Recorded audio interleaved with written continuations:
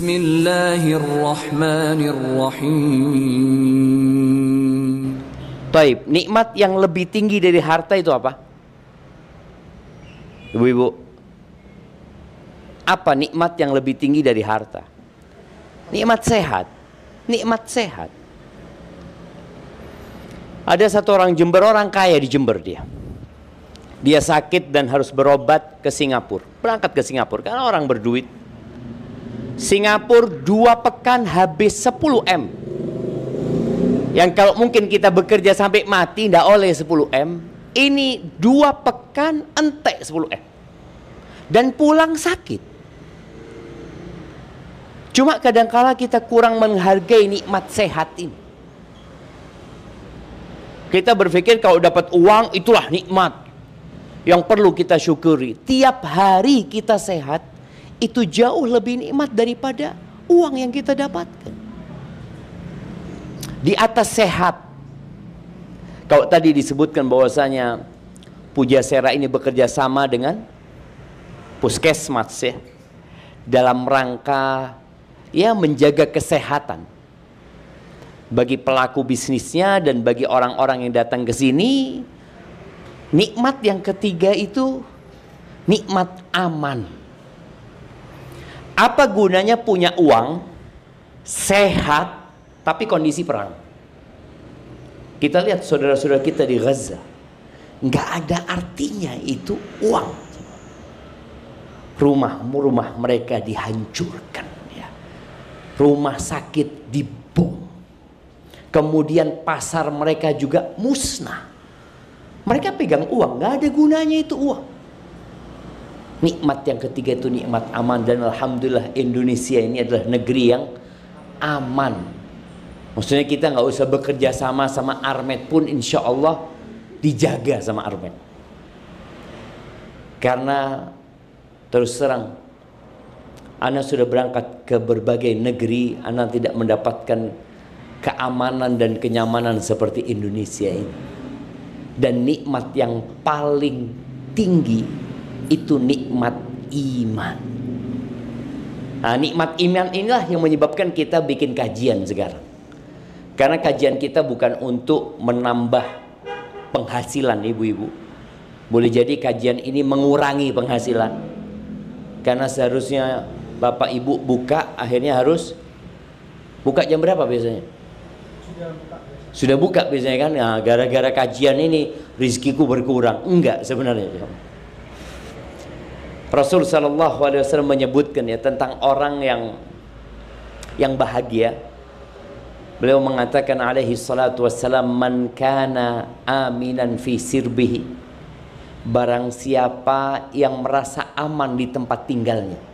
Ini nikmat yang paling tinggi dari nikmat dunia ya, aman. Kemudian mu'afan fi jasadihi, sehat badannya. Aman, sehat. Yang ketiga, indahu qutu yaumihi, dia punya yang dia makan hari itu, nggak perlu besok. Sebagian kita ini untuk makan pekan depan sudah ada bayangan dia. Ini kata Nabi SAW, indahu qutu yaumihi, dia punya yang dia makan hari itu. Dia namanya tempat ini jualan makanan semua, Masya Allah. Lidak payu, ya dipangan. Dia punya yang dia makan hari itu. Apa kata Nabi SAW? Faka'annama hizat lahud dunya bihadafiriha. Seakan-akan dunia dan isinya itu milik dia. Orang-orang yang punya mobil, orang-orang yang punya uang mungkin di rekeningnya sekarang 1 triliun, belum tentu punya 3 nikmat itu. Belum tentu dia bisa makan. Berapa banyak orang kaya, saya punya bibi di Jember ini dulu buka ganti oli mobil sama pemandian mobil.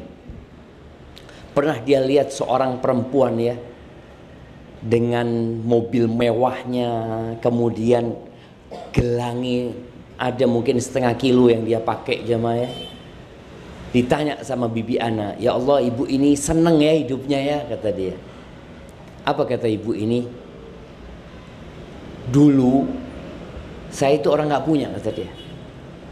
Dulu saya kalau ngelihat ada orang makan enak, ya restoran enak, donat-donat yang enak itu saya kepingin. Ketika Allah kasih kekayaan sama saya nggak bisa makan itu. Kenapa? Kasih penyakit sama Allah. Nggak ada kemudian. Yang ada dia cuma penampilan seperti orang kaya, seperti orang paling senang padahal dia susah. Nikmat sehat Allah cabut dari dia. Allahumma salli wa sallim ala abdika wa rasulika sayyidina wa maulana Muhammadin wa ala alihi wa ashabihi ajma'in, amma ba'd. Ya Allah, semoga salawat dan salam, berkah dan nikmat senantiasa Engkau curahkan untuk hamba kekasih-Mu, untuk baginda Nabi kita Muhammad alaihi salatu wassalam, untuk keluarga beliau, untuk istri-istri beliau, untuk putra-putri beliau, dan untuk seluruh sahabat Nabi. Semoga Allah meridhai kita bersama mereka. Amma ba'd. Kenapa bapak ibu bekerja? Golek opo. Nah, Anda nggak dalam bayangan ternyata kebanyakan emak-emak di sini. Iya, bapak-bapaknya cuma satu.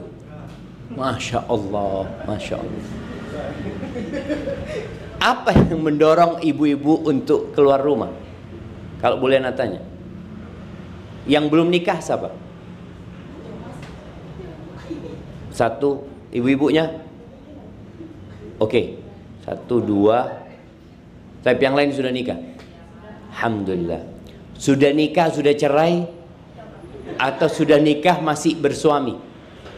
Masih bersuami. Dia di bojone kok ndak kerja. Loh. Suaminya sudah pulang kerja ditinggal. Tugasnya istri itu menyambut suami. Genakno bojone.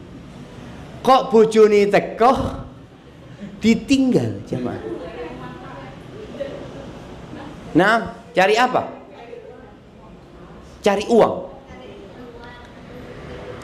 Iya, di Jember ini antrian emak-emak yang gugat cerai suaminya itu banyak. Kalau ibu-ibu ke pengadilan agama akan ngelihat antri.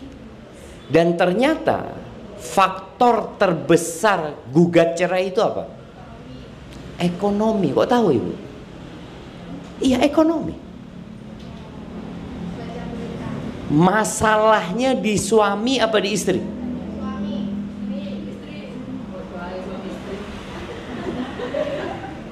Iya, masalahnya di hati sebenarnya. Masalahnya di hati. Ketika seorang tidak ridho dengan apa yang Allah berikan, ketika seorang melihat kepada tetangganya yang lebih senang, ketika matanya memandang kepada yang lebih di atas dia dari sisi ekonomi, maka dia akan jadi orang yang menderita. Dia berpikir kalau saya cerai, saya pisah, saya akan jadi orang yang hidupnya nyaman. Enggak. Karena kebahagiaan itu bukan di harta. Kalau kebahagiaan itu di harta, berarti cuma orang kaya yang bahagia. Orang miskin tidak akan pernah bahagia. Berarti Allah nggak adil. Sedangkan kita lihat jumlah orang kaya dan orang miskin lebih banyak orang kaya. Berarti kebanyakan penduduk Indonesia ini nggak bahagia. Ternyata tidak. Kebahagiaan itu letaknya bukan di harta. Kebahagiaan itu letaknya bukan di popularitas. Sekarang ya banyak perempuan-perempuan ya, kalau nganggur pasang handphone terus joget-joget. Kadang-kala anak lihat ya, di mana di Jember ini ada emak-emak taruh kamera joget-joget. Cari apa dia jemaah? Dia cari popularitas. Jadi dia cari ketenaran. Dia pikir dengan banyak yang kenal dia jadi bahagia. Enggak. Artis-artis di Korea itu banyak bunuh diri jemaah. Maka ketahuilah bahwa kita diciptakan oleh Allah untuk satu tujuan. Apa tujuan? Rizki itu sudah ditanggung. Kalau tujuan kita kerja, kita sama aja dengan sapi atau kerbau. Allah menciptakan kerbau buat kita. Allah menciptakan ayam yang kita makan tiap hari, itu buat kita. Allah menciptakan ikan-ikan di lautan buat kita. Makanya manusia itu tiap hari berangkat ke lautan, dia berburu ikan, jutaan ikan ditangkap, tapi tetap Allah kasih. Siapa yang ngasih makan ikan di lautan? Allah Azza wa Jalla. Sedangkan Allah menciptakan manusia untuk beribadah kepada Allah Azza wa Jalla. Jadi Allah menciptakan dunia ini untuk kita, agar kita bisa menikmati apa yang Allah ciptakan dalam rangka mengabdi kepada Allah Subhanahu wa taala. Allah mengatakan, "Wa ma khalaqtul jinna wal insa illa liya'budun." Tidaklah aku ciptakan bangsa jin dan manusia kecuali untuk mengabdi kepadaku. Ma uridu minhum min rizqin, kata aku nggak butuh mereka kerja untuk kasih rizki sama Allah. Kita lihat ya, di beberapa agama lain itu mereka memberikan sesajen kepada Tuhan-Tuhan mereka. Kata Allah, ma urid, aku nggak mau gitu. Mereka bekerja mengumpulkan uang kemudian dijadikan sesajen. La ma uridu minhum min rizqin wa ma uridu an yut'imun. Aku juga nggak butuh mereka kasih makan aku. Siapa yang ngasih rizki? Innallaha huwar razzaq dzul quwwatil matin. Sesungguhnya Allah itu maha pemberi rizki dan Allah yang maha kuat dan maha perkasa. Maka ahibati fillah, ana ingin semua pada hari ini merenungkan satu surat. Insya Allah surat ini semua hafal. Surat itu surat Al-Asr. Wal asri, apa artinya? Demi waktu asar atau demi masa. Di Al-Quran kita akan mendapatkan wal fajri, demi waktu fajar. Kemudian wadduha, demi waktu duha. Ketemu wal asri, demi waktu asar atau demi waktu. Innal insana lafi khusri. Allah menyebutkan semua manusia itu berada dalam kerugian. Ketika Allah menyebutkan wal asri, wadduha, wal fajri, itu untuk mengingatkan kita pentingnya waktu. Modal orang hidup itu waktu apa harta? Waktu. Orang kalau waktunya habis, selesai sudah. Walaupun masih punya uang dia 10 juta.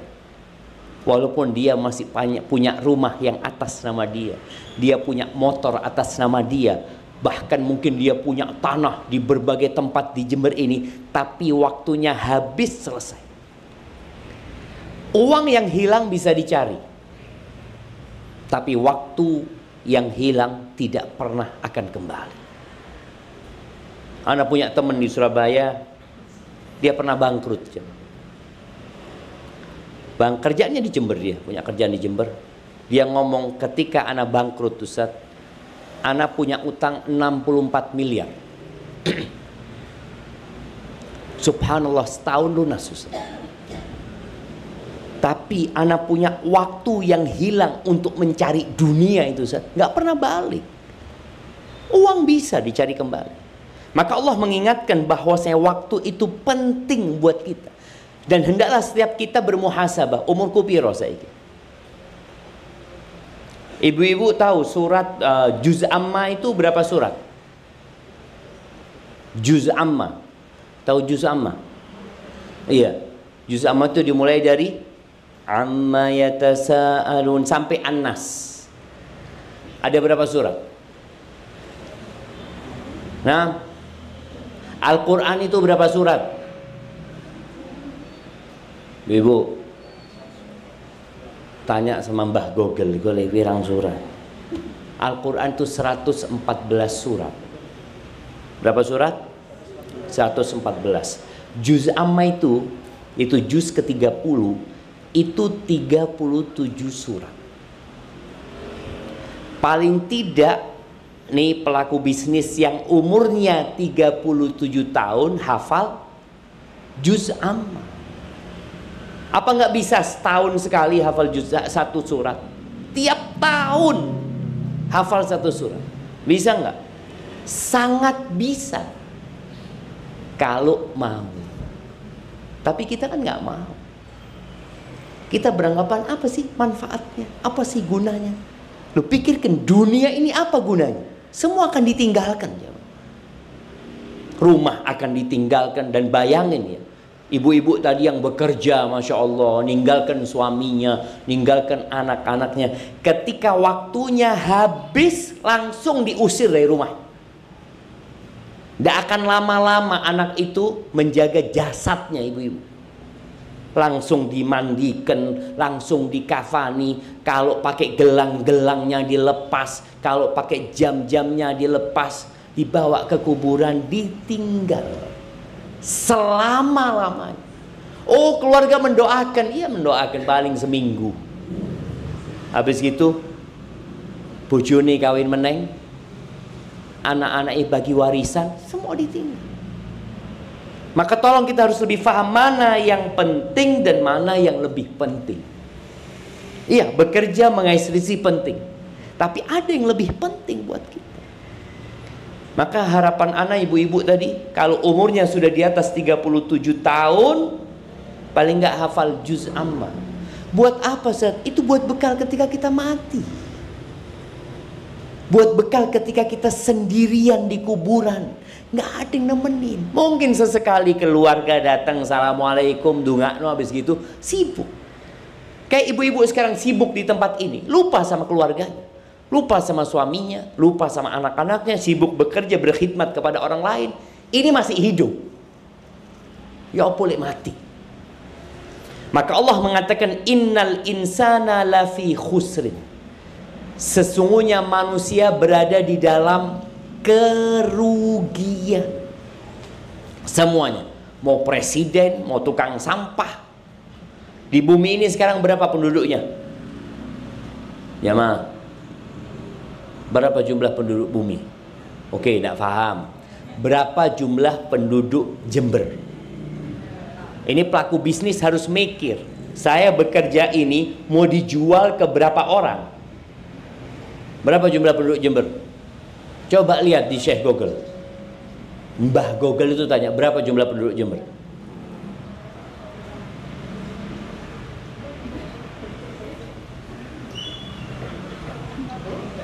Nah, berapa?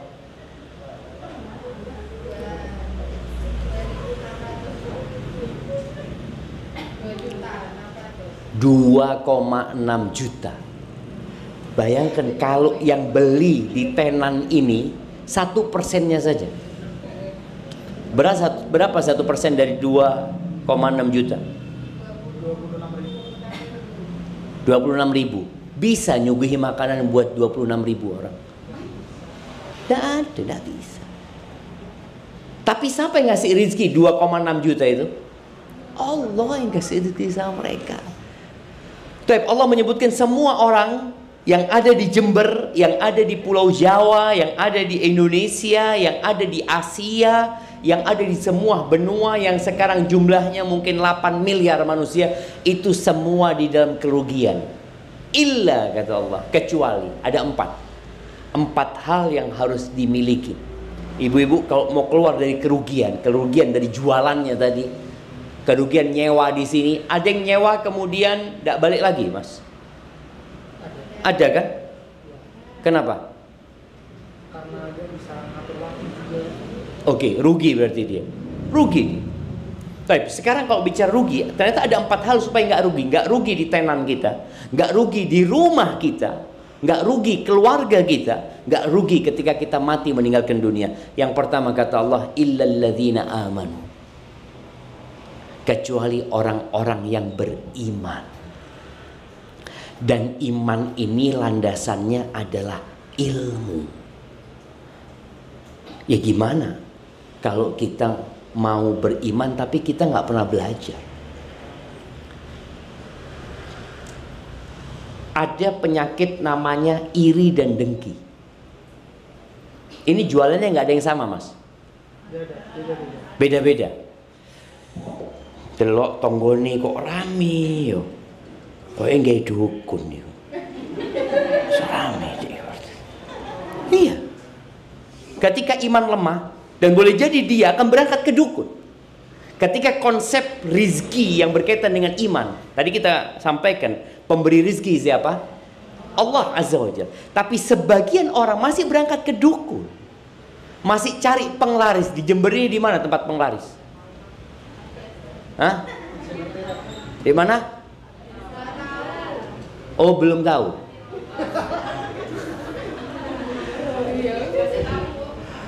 Nah, penglaris itu seharusnya ada di mana? Ya di atas sejadah kita. Tapi sebagian orang berangkat ke dukun ya. Ada yang ke gunung, ada yang ke pantai, ada yang ke tempat-tempat yang keramat. Karena dia berpikir di tempat itulah ada rizki. Lah, maka di sini kita perlu belajar tentang konsep rizki. Ternyata sebelum kita lahir, nah ibu-ibu, bapak-bapak ya, sebelum ibu lahir, rizkinya ibu sudah ditulis. Bayi yang belum bisa kerja wis ono rizkinya. Jangan bicara bayi. Rizki ini nggak berkaitan dengan ijazah ya. Jangan berpikir kalau lulus SD sama lulus kuliah rizki ini luwih akeh yang kuliah. Enggak. Rizki itu tidak berkaitan dengan kepintaran. Jangan pikir wong pinter iku akeh rizkinya. Lu tidak. Kalau rizki itu berkaitan dengan kecerdasan dan kepintaran, bagaimana dengan sapi yang tidak pernah sekolah? Bagaimana dengan lalat yang tidak pernah sekolah? Allah itu bukan hanya ngasih rizki manusia ya. Semut pun Allah kasih rizki. Burung-burung yang kita lihat, yang kadangkala kalau sudah musim hujan kayak gini, makan di mana burung itu? Dia berpikir aku nggak bisa cari, enggak ada rizki. Maka kita harus menumbuhkan keimanan di diri kita bahwasanya pemberi rizki itu adalah Allah. Dan di antara nama Allah itu adalah Ar-Razzaq. Jadi ketika ibu merasa sepi, kok sepi ya, maka mulai dia panggil ya Razzaq, urzuqni. Ya Razzaq, kasih rizki aku ya Allah, mudahkan urusanku ya Allah. Iri dengki nggak akan ada dalam hati, karena tahu rizkinya aku nggak akan tertukar dengan rizki tetangga. Jamaah, mudah-mudahan ya, mudah-mudahan Pujasera ini penuh dengan keimanan, sehingga berkah itu meliputi semuanya. Tapi kalau sudah ada iri dan dengki, rizki itu akan mulai hilang nantinya, karena Allah murka. Ini kejadian di kota Madinah. Anak ketika kuliah di Madinah, Syekh itu cerita. Jadi kejadian ini mungkin 50 tahun yang lalu. Dia mengatakan dulu, kata dia, orang-orang di pasar itu jualannya sama. Nah kayak Pujasera ini, jualan di pasar itu yang jualan sayur toh, yang jualan pecah belah, memang sudah diatur seperti itu mereka itu. Mereka sebelum buka, mereka sarapannya bareng-bareng, bareng-bareng, duduk bareng, sarapan. Mereka kemudian selesai sarapan, yuk bismillah buka. Baru buka tokonya masing-masing. Biasanya toko yang paling rame itu toko yang pertama. Karena orang masuk pasar itu ya nggak mau capek-capek dia. Ya sudah, dia mau beli gelas ya di toko ini sudah. Dia masuk ke sana, beli, dilayani. Kemudian kalau ada pelanggan kedua, itu ditolak. Dia mengatakan ke toko sebelah, alhamdulillah aku sudah dapat rezeki. Dapat istilah apa? Wong Jawa itu penglaris ya. Alhamdulillah wis dapat ke tetangga sebelah. Nanti tetangga sebelahnya seperti itu lagi. Jadi tempat itu penuh dengan cinta dan kasih sayang. Karena mereka beriman, wis rezeki kita insya Allah wis diatur oleh Allah tuh. Rizki itu tidak akan bertambah dengan kita iri, dengki, semangat. Enggak. Lek wis ditaker be Allah rizki ini 10.000, 10.000. Maka dia menjadi berkah dengan cara seperti itu. Tapi kata Syekh, kalau engkau lihat di pasar sekarang, hilang. Jadi sekarang ini orang sudah sarapan sendiri-sendiri. Ketika mereka buka, itu orang dijauh wis diawi-awi. Mas. Kalau dia bawa jualannya, mas, Mas, ndak mikir bik tonggo, ndak, sudah rebutan jangan seperti itu. Itu ada di sini. Lu ada? Insya Allah udah ada. Mudah-mudahan. Jadi memang sudah berebut seperti itu, sehingga orang yang ada di tempat pekerjaan itu saling iri, loro hati sudah hidupnya. Dan kadang-kala mereka datang ke tokonya mamanya, ke toko. Atau Mbak jualan paku mamanya. Oh, habis pakunya. Dek mana Mbak ya kalau cari paku kayak gini ya? Padahal tonggo ini dodolan. Apa kata dia? Wallahu a'lam. Tidak tahu. Padahal tonggo ini dodolan. Dari dia apa iri dan dengkinya, nggak mau ngomong. Fadl, toko sebelah insya Allah ada. Nggak ada. Karena konsep yang ada di dia adalah konsep bagaimana dia meraih keuntungan sebanyak-banyaknya. Tidak pernah dia memikirkan berkah. Jamaah, berkah itu mahal. Berkah di rizki itu ketika pulang tidak nggawa penyakit. Sebagian orang duitnya banyak ya, tapi pulang ke rumahnya tabrakan. Akhirnya motornya harus diperbaiki. Pulang ke rumahnya ribut sama suaminya. Itu tanda-tanda rizki ini tidak barokah gitu loh.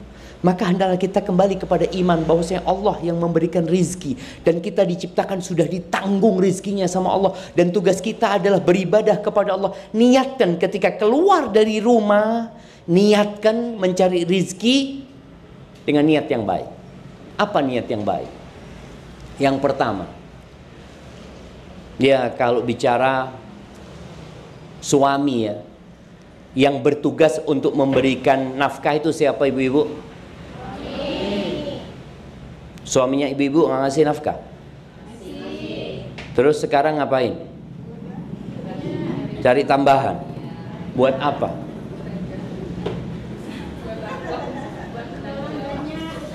Buat apa? Pengeluaran banyak. Iya, bendino online. Banyak pengeluaran. Baik.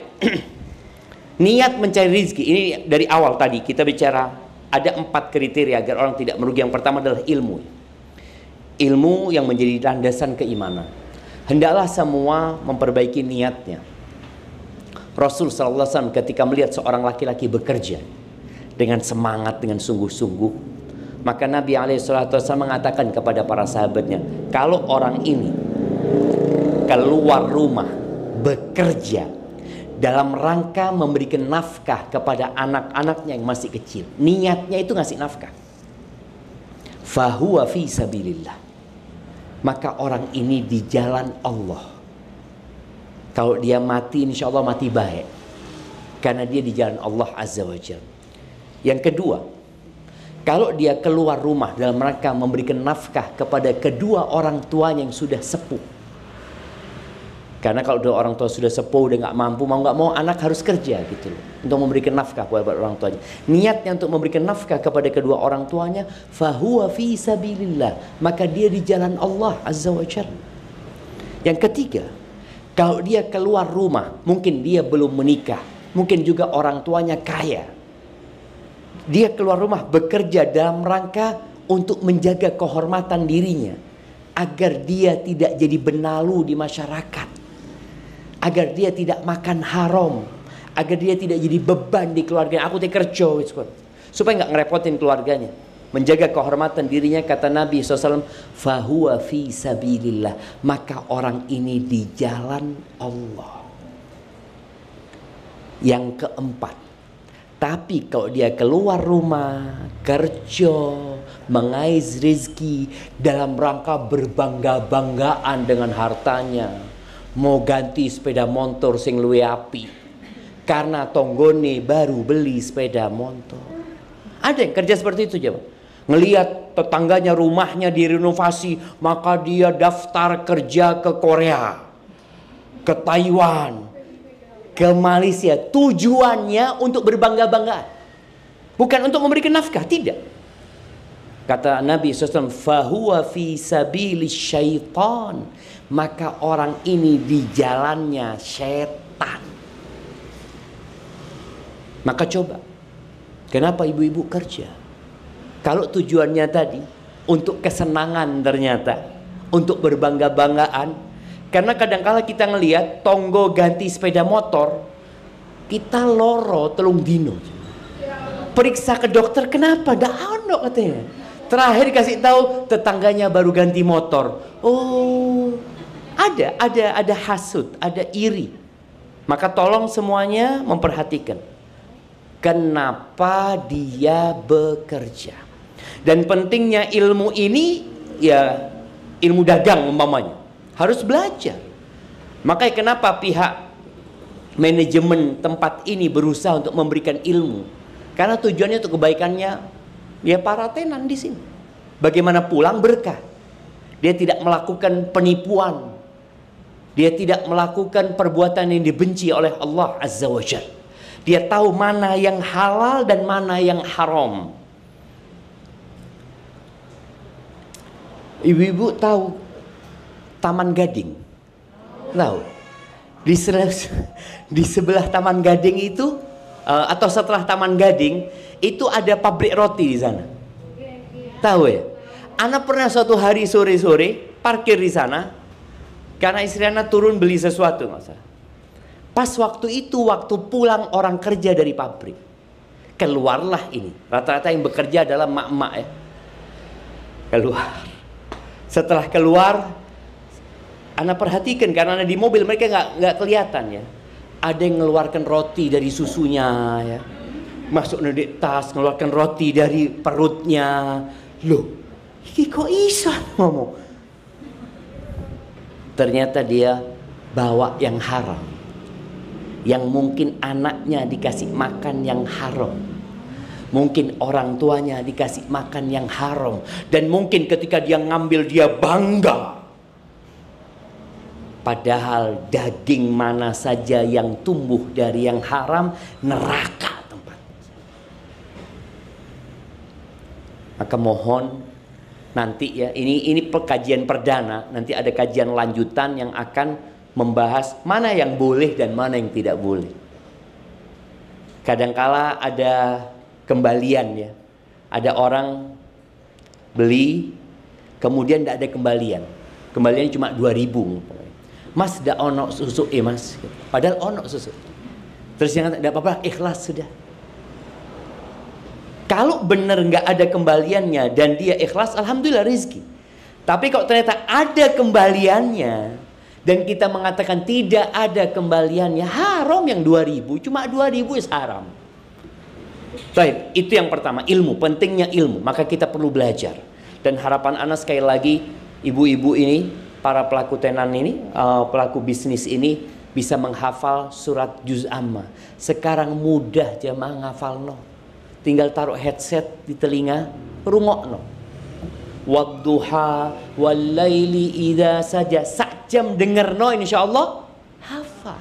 Nanti dibaca artinya, itu bekal kita. Yang kedua setelah berilmu, kata Allah Azza wa Jalla, illal ladzina amanu. Yang kedua apa? Wa amilus solihat. Ilmune diamalno. Udah tahu halal haram, udah tahu bahwasanya iri itu tidak menambah rezeki kita, dengki itu tidak akan membuat kita tambah kaya, yang ada kita akan tambah susah dan menderita. Jangan iri. Semua jasad itu ada sifat irinya. Sampai dikatakan oleh para ulama, ma khala jasadun min hasad. Enggak ada jasad yang selamat dari hasad. Tapi orang beriman itu ketika melihat orang lain senang, dia berusaha, ya Allah, Engkau yang kasih rezeki sama dia, ya Allah, kasih rezeki buat aku, ya Allah. Jadi enggak ada pikiran buruk kepada orang itu, enggak ada suudzon sama orang itu. Dia selalu berbaik sangka sama orang lain karena dia punya ilmunya. Maka tolong diamalkan. Dan di antara yang perlu diamalkan buat kita semua itu, baca zikir pagi petang. Baca. Di antara yang kita baca itu, baca 3 surat terakhir ya. Qul huwallahu ahad, Qul a'udzu birabbil falaq, Qul a'udzu birabbin nas. Di di al-falaq ini, di terakhir, apa yang kita baca? Wa min syarri hasidin idza hasad. Dan aku berlindung kepadamu ya Allah dari kejahatan orang-orang yang hasad apabila melancarkan hasadnya. Baik. Di ayat sebelumnya apa Allah katakan? Wa min syarrin naffatsati fil uqad. Dan aku berlindung dari wanita-wanita penyihir. Ya, yang dia meniupkan di buhul-buhul. Karena boleh jadi orang-orang yang iri itu akan melakukan sihir, akan berangkat ke dukun. Dan memang yang paling berat itu jual makanan. Sihirnya kuat. Anak punya bibi, punya restoran dulu. Awalnya rame, habis gitu sepi. Setiap mobil turun, naik lagi. Turun, naik lagi. Ketika ditanya, loh kenapa bu? Loh tutup, kata dia. Jadi sihirnya itu membuat tokonya seakan-akan tutup, nggak kelihatan. Maka tolong baca itu. Jangan kita kemudian melakukan sihir lagi, berangkat ke dukun. Kemudian yang ketiga jemaah, yang ketiga yang perlu kita lakukan itu adalah watawasau bil haq, saling menasehati dalam kebaikan. Lihat temennya nggak sholat, lo ayo nggak sembahyang. Perempuan ini banyak alasan kalau nggak sholat. Apa alasannya? Oh, sedang datang bulan, padahal nggak datang bulan. Ditelok, saulan ndak sembahyang ngomong iki. Datang bulan, saulan penuh. Mungkin nifas, padahal ndak dua anak gitu. Nggak dua anak, nifas, saulan ndak pernah sembahyang. Ramadan ndak puasa juga. Kalau ingin jadi orang yang tidak merugi, tolong lakukan watawasau bil haq. Ayolah sembahyang, jarno barokah tutulannya. Apa sih yang dicari? Ojo sampai susah di dunia, susah di akhirat. Wis di dunia melarat, apalagi nanti di akhirat. Dan bicara tadi, barokah itu tatkala kita beriman, beramal soleh. Maka yang ketiga tetap harus kita lakukan watawasau bil haq. Bojone tidak sembahyang, dijarno. Dan kadangkala anak sedihnya, di masyarakat kita itu kadangkala ada emak-emak yang mengatakan suaminya tidak apa-apa wis ke tempat pelacur, yang penting ojo kawin meneng. Karena seperti itu, dia berpikir tidak ada masalah, yang penting dia nggak kawin lagi. Karena dia kalau kawin lagi akan berpikir rizkinya akan dibagi nantinya.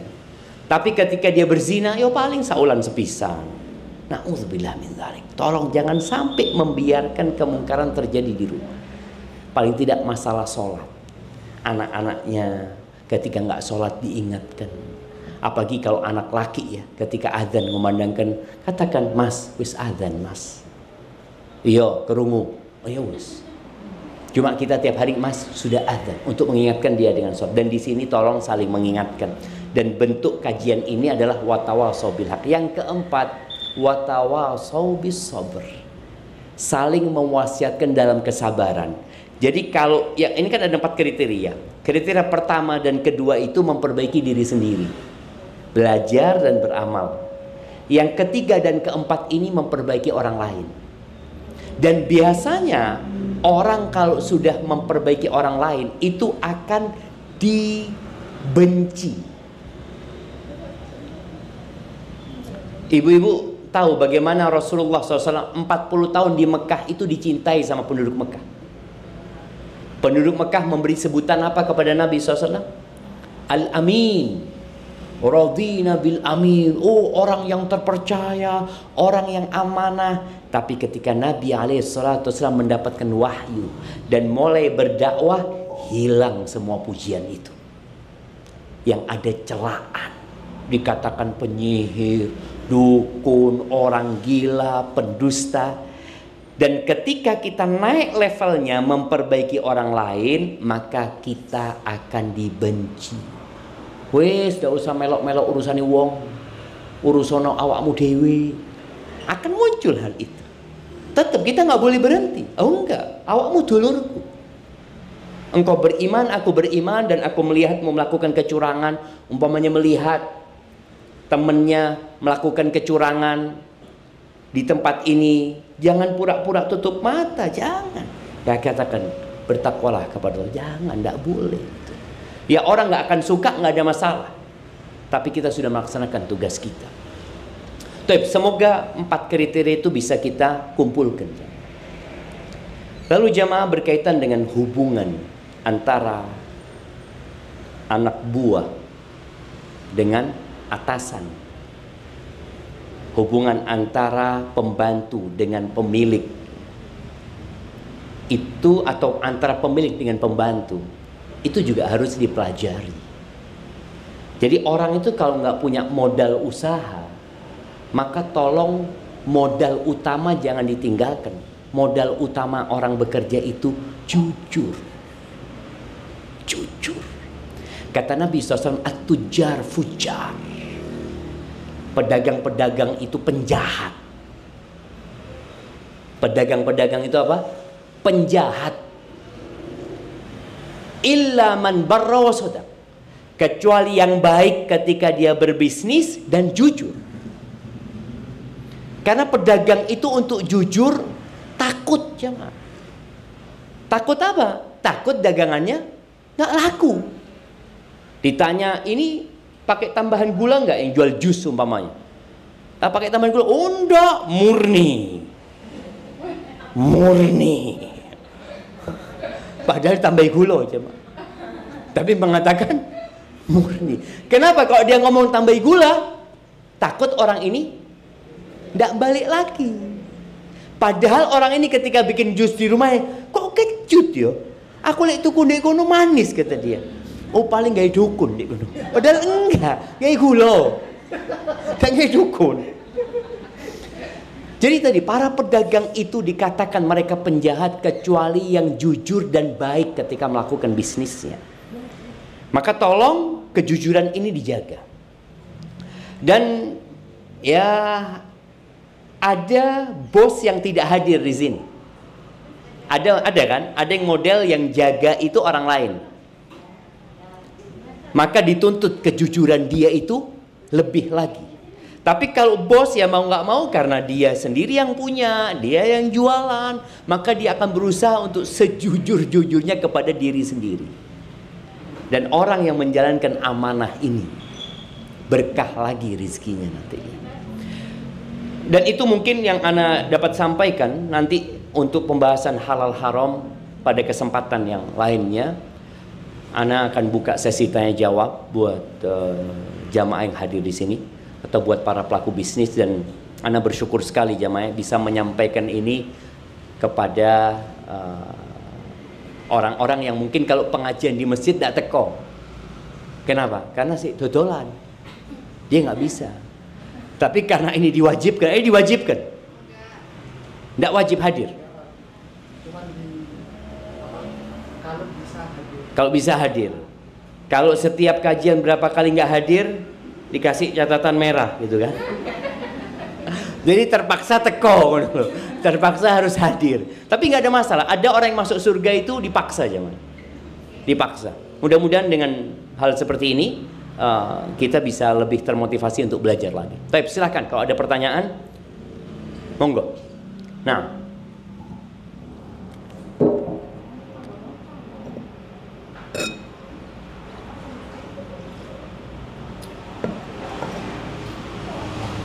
Nah, silakan jamaah.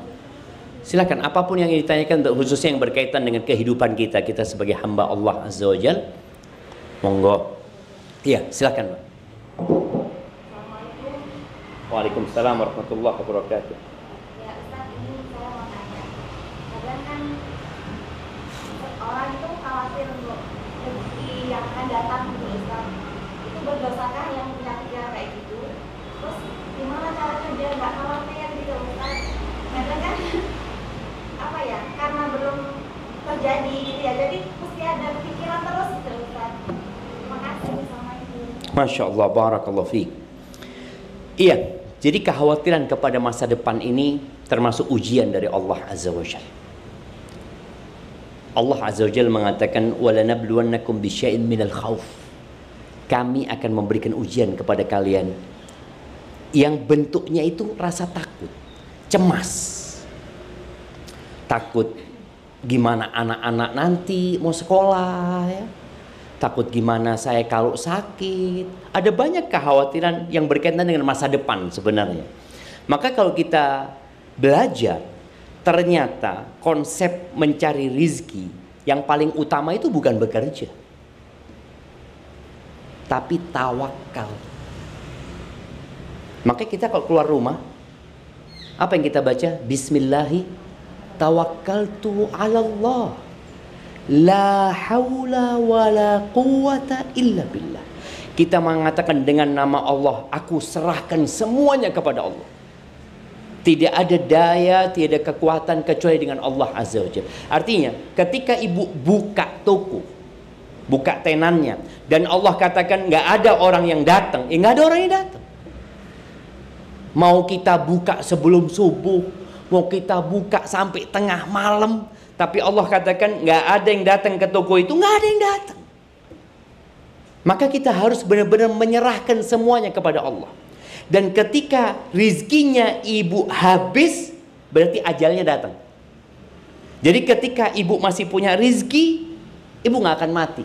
Pernah melihat orang di rumah sakit ya, tahu-tahu sehat, seger, ya Allah, bapak sehat wes, alhamdulillah. Telepon anak-anak, alhamdulillah bapak wes sadar. Bapak kepingin apa pak?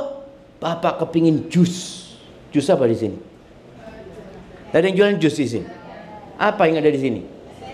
Es teler. Bapak kepingin es teler yang di depannya Armet sana. Dibelikan. Makan, mati. Ternyata memang dalam catatan rizkinya, bapak itu masih ada es teler yang belum masuk perutnya. Iya, itu konsep rizki seperti itu. Berarti dia nggak akan mati sampai makan es teler.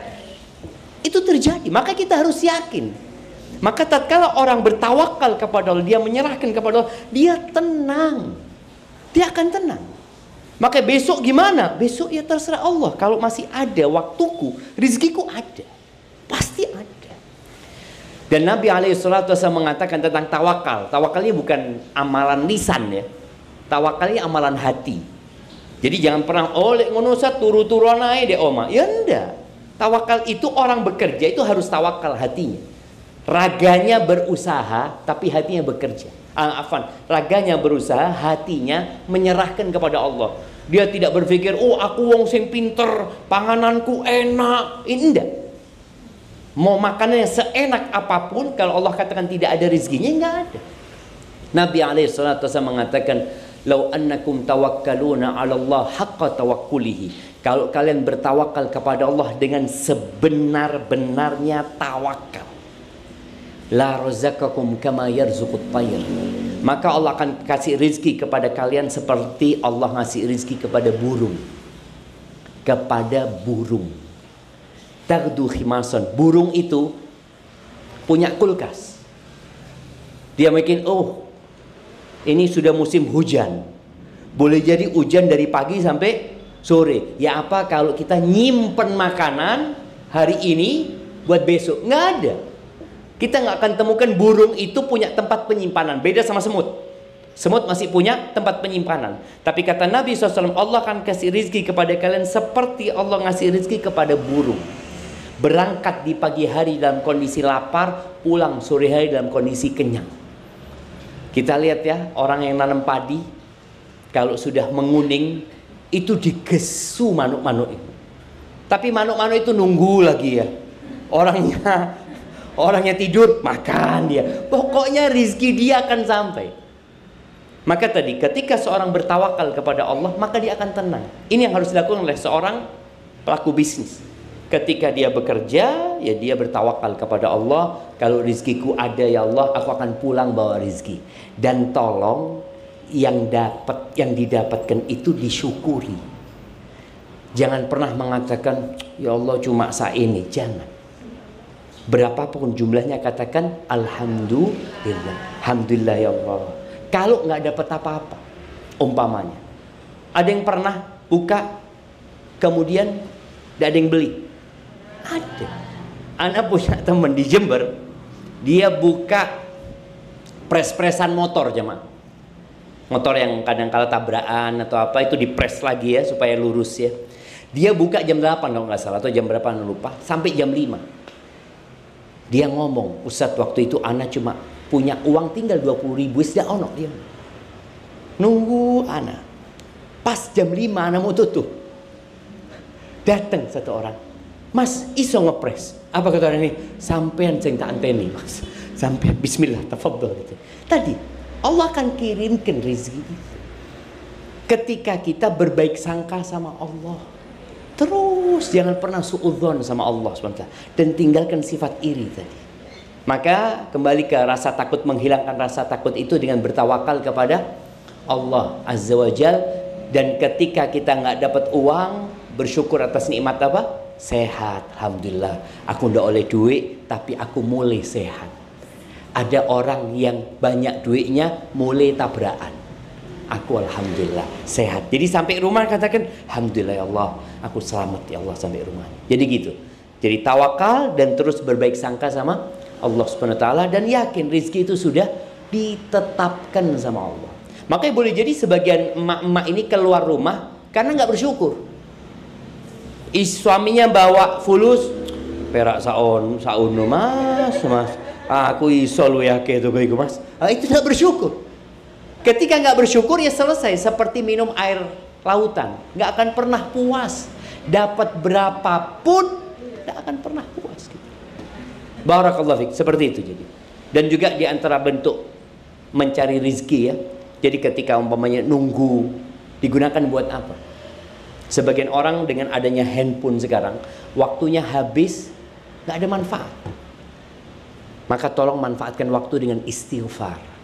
Karena di antara pintu rizki itu istighfar. Baca sudah astagfirullah wa atubu ilaih, astagfirullah wa atubu ilaih. Alhamdulillah, boleh jadi nggak ada yang beli, tapi kita bisa istighfar 1000 kali. Lebih nikmat mana aja? Lek rame dah iso istighfar. Sampai sembayang pun telat. Boleh jadi yang di sebelahnya tidak dapat uang tapi dapat istighfar, pulang dapat istighfar 1000 kali. Yang di sebelahnya rame gowo duit pulang ke rumahnya. Mana yang lebih baik? Istighfar yang dibaca dengan uang yang dibawa pulang. Istighfar lebih baik. Barakallahu fiik. Nah, monggo, sepertinya ini pertanyaan terakhir. Tafadhal. Ada apa? Orang kerja sebagai staf notaris. Nah, jadi setelah udah beberapa tahun kerja staf notaris, dia baru hijrah, terus dengar kajian, baru dengar kalau ternyata kerja di notaris karena ada perjanjian hutang-hutang dengan bank, ada bunganya. Oh, ternyata kerja di notaris ini haram. Gitu. Terus setelah tanya saran-saran, ini kalau mau berhenti gimana, apa langsung berhenti? Karena kan ada hal-hal yang harus dipertimbangkan. Kayak kalau misalkan udah berhenti, terus nanti makan di rumah gimana? Ya. Gitu. Terus sempat dengar ngobrol sama salah satu orang yang lumayan tahu agama. Katanya kalau misalkan kamu sudah tahu kerja di notaris haram karena perjanjian ada bunga, selama kamu punya niat untuk berhenti tapi belum berhenti, udah ada planning, oh dalam sekian bulan lagi saya akan berhenti karena haram. Nah, dalam jangka waktu dari niat penungguannya itu, penantiannya katanya itu nggak ditulis dosa. Nah, siap, barakallahu fiik. Yang pertama perlu diluruskan, kerja di notaris ini tidak haram. Karena kerja di notaris ini macam-macam sebenarnya yang dia kerjakan. Dia ngurus surat tanah, ya, dia ngurus perizinan PT, CV. Ada kerjaan-kerjaan yang halal, tapi ada yang haram. Jadi yang perlu dilakukan ketika orang kerja di sana, dia harus memilah-milah. Umpamanya dia disuruh ngerjain ini, afwan, yang ini anak tidak mau. Jadi dia menolak ketika yang dia lakukan sesuatu yang tidak diperbolehkan dalam agama. Tapi kalau umpamanya ngurus PT, ngurus CV, ngurus tanah, itu kan nggak ada masalah. Jadi bukan kerja di notaris haram, tapi ada akad-akad yang dilakukan di kantor notaris yang tidak diperbolehkan dalam agama. Maka buat orang yang di sana, hendaklah dia berani untuk menolak yang haram. Yang ini, oh minta maaf, ana yang ini tidak boleh dalam aturan agama ana. Ana ngurus yang lain nih. Dia bisa memilih sebenarnya. Beda kalau tempat kerjanya memang haram, tidak bisa milih. Kalau ini notaris enggak, kerjaannya sebenarnya boleh, tapi di situ ada akad-akad yang terlarang. Ketika seorang bekerja di sebuah tempat yang seperti itu, maka dia nggak harus keluar, tapi dia harus meninggalkan yang haram tadi. Kalau tempatnya ternyata tempat yang haram, kalau dikatakan enggak, Anda nggak bisa milih di sana. Anda tetap harus mengerjakan yang seperti itu. Apa yang harus dia lakukan? Ya dia harus keluar. Kalau berkata, ya opo Zat ya, kalau saya keluar nanti makan apa keluarga saya? Loh, emangnya dari lahir kerja di notaris? Sehingga ini konsep rizkinya, keimanan dia masih lemah. Dia berpikir mulai dulu kerja di notaris, enggak kan? Makanya kemarin ketika terjadi COVID, tatkala pilot pesawat tidak terbang, apakah kemudian mati? Tidak. Ketika hotel-hotel tutup di Bali itu semuanya tutup. Orang yang kerja, orang Jember yang kerja di Bali pulang ke Jember. Apakah kemudian sampai Jember mati mereka semua? Tidak. Tapi ketika kita disuruh milih, kita takut. Itu kan orang yang di PHK umpamanya. Ketika di PHK, apakah langsung entek rezekinya? Tidak. Jadi rezeki itu bukan gaji. Ini kan orang gaji tadi. Dia berpikir, gimana saya kalau berhenti dari sana, bagaimana saya hidup? Loh, yang ngasih rezeki sampean sopo? Allah Azza wa Jalla. Tapi ketika imannya dia itu kepada pekerja, kepada tempat kerjanya, ya sudah. Akhirnya dia keluar bingung, dia nggak bisa kerja. Tapi ketika dia tinggalkan itu dan dia yakin sama Allah, Allah yang akan kasih rizki. Kemudian pintu rizki tadi yang paling utama adalah tawakal. Dia memperbanyak istighfar. Dia mulai bekerja.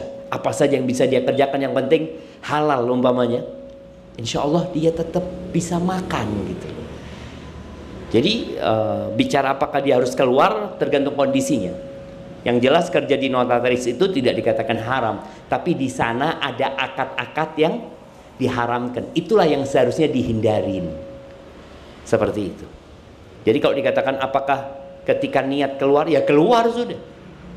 Dan barang siapa yang meninggalkan sesuatu karena Allah ya, bukan karena dapat kerjaan lain. Kan ada orang, apa kok resign? Alhamdulillah, ono kerjaan Leon nih. Nah, ini bukan karena Allah berarti, karena dia ada pekerjaan yang lebih bagus. Tapi barang siapa yang meninggalkan sesuatu karena Allah, Allah akan kasih ganti yang lebih baik. Bukan pekerjaannya loh jemaah. Boleh jadi gantinya itu dia bisa sholat malam. Mien waktu kerja di sana tidak pernah sholat malam Ustaz. Gara-gara di PHK Ustaz, alhamdulillah aku bisa sholat malam Ustaz. Ini nikmat loh. Yang kata Nabi SAW 2 rakaat sebelum subuh, 2 rakaat fajar itu lebih baik dari dunia dan isinya. Dulu ketika dia bekerja dia nggak pernah bisa itu. Sekarang dia bisa itu. Dan boleh jadi Allah kasih ganti dengan kenyamanan, ketenangan, qanaah, nerimo yang dulunya dia nggak dapat itu. Itu asalkan dia meninggalkan sesuatu karena Allah Subhanahu wa taala. Barakallahu fiik. Jadi jangan orang niat, orang berbuat dosa, saya niat Ustaz tinggal noni, Ustaz insyaallah kok tak boleh kerjaan dia nih. Ya enggak, tetap dia terhitung dosa di tempat itu. Nah, kalau konsepnya kayak gitu tapi satpam di bank. Iya. Gimana? Ya, yang dia jaga tempat yang dilarang. Oh. Beda. Kalau tadi kan kerjaannya itu sebenarnya kerjaan yang halal, tapi di dalamnya ada unsur yang terlarang. Itu yang seperti itu. Nah, kok bisik-bisik langsung aja kan? Ini ada pertanyaan. Siap, tafadhal. Waalaikumsalam warahmatullahi wabarakatuh. Siap, silahkan.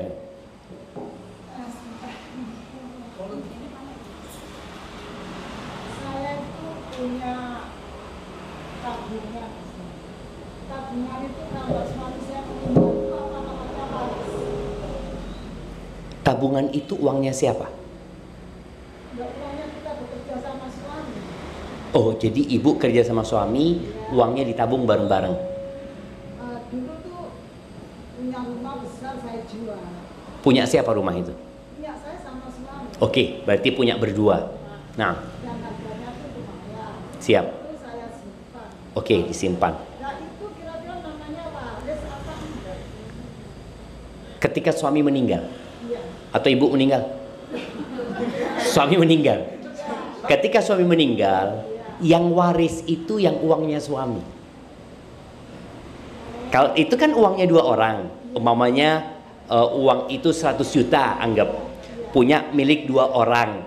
Berarti yang waris itu dipersentasekan. Punya suami kira-kira masuk rumah itu 60%, Ustaz. Berarti yang 60 juta warisan, yang 40 juta punya ibu. Karena dalam Islam itu dihargai hak milik. Suami punya harta, istri punya harta. Sebaliknya, kalau ternyata istrinya yang meninggal dunia, berarti kan warisan istrinya, berapa milik istrinya? 40%, 40 juta. 40 juta inilah yang warisan. Suami dapat bagian berapa, anak-anak dapat bagian berapa. Seperti itu. Dan ini penting juga jamaah, karena kadangkala ada orang tua yang nggak bagi waris. Karena merasa uangnya dia. Ibu umpamanya ya, suaminya meninggal dunia, rumah itu padahal rumahnya suami sama istri, iya kan? Kemudian sang ibu loh, masuk didol ibu sedek gini, loh haknya ibu itu cuma separuh, separuhnya itu haknya ahli waris gitu loh. Jadi yang dibagi itu yang milik ahli waris. Itu sudah mau saya bagi dua Pak Ustadz. Iya. Anak saya yang salah satu anak saya tuh bilang bapak oleh istri. Loh iya, memang yang dibagi itu yang bapak, yang punya bapak. Loh warisan ini duit nemu ya. Oh iya. Duit nemu. Jadi warisan ini bukan karena saya kerja ndak ono, mau oleh titik, oleh akeh. Itu gelem alhamdulillah, ndak gelem ya sudah. Jadi rizki itu ada dua. Ada rizki yang dicari, ada rizki yang mencari. Rizki yang dicari itu kayak kita kerja. Tapi rizki yang mencari tahu-tahu ditelepon, bapak mati. Oh bapak mati, warisan nih. Betul ya? Itu rizki yang mencari kita, ndak ono kerja. Jadi kalau anak-anak bicara dapatnya sedikit, ya memang bagian warisan itu yang punyanya bapak. Yang bagiannya ibu ya nunggu ibu meninggal dunia. Seperti itu. Sekarang rumah itu punya saya, mama saya. Oh, atas nama itu tidak jadi hak milik. Kadangkala kan kita beli mobil ya, masih atas nama orang lain, bukan milik orang lain, tetap punya anak, cuma belum dibalik nama. Atau kalau rumah memang sang suami ngatakan wis atas namamu, umpamanya seperti itu. Tapi kalau itu diberikan kepada ibu, umpamanya iki tak atas namakan dirimu sebagai hadiah dari aku, berarti bukan warisan. Itu hadiah dari suami kepada istrinya. Nanti kalau sudah tua ini dikasihkan anaknya boleh. Kalau Salah satu anak boleh. gimana? Itu kan atas nama saya. Iya. Terus saya kasihkan anak saya yang laki. Nggak boleh, nggak boleh. Jadi kalau orang tua mau ngasih sama anaknya harus sama rata, harus adil. Anaknya dua-duanya harus dikasih. Tiga. Tapi Ustadz yang satu ini bandel, nggak ada urusan. Dia mau bandel, kita harus berlaku adil orang tua. Bandel sih enggak, Ustadz yang tua sudah cukup, sudah mampu. Lah yang satu kan belum. Ya itu artinya kalau bicara dia belum mampu, tapi kan ibu mau ngasih hibah sama anak ini. Iya, tetap harus rata. Karena kalau tidak akan menyebabkan keributan di anak-anak itu.